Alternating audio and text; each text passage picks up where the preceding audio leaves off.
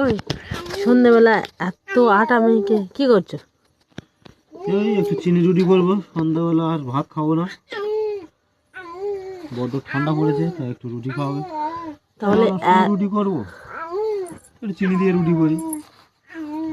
প্রথমে আটাগুলোকে মেখে নিয়েছি, নিয়ে গোল গোল করে নেচি কেটে নিয়েছি, নিয়ে এবার রুটিগুলো বেলা হয়ে গেছে। রুটিগুলো বেলে নিয়ে এরকমভাবে চিনি দিয়ে দেওয়া হলো,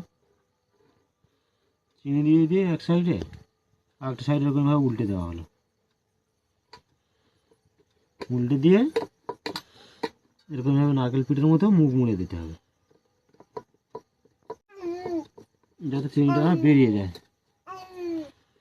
কিরম করে মুখ মুড়তে হবে? নারকেল পিঠে যেভাবে মুখ মুড়ে এভাবে মুখ মুড়তে হবে। হয়ে গেছে। এবার এই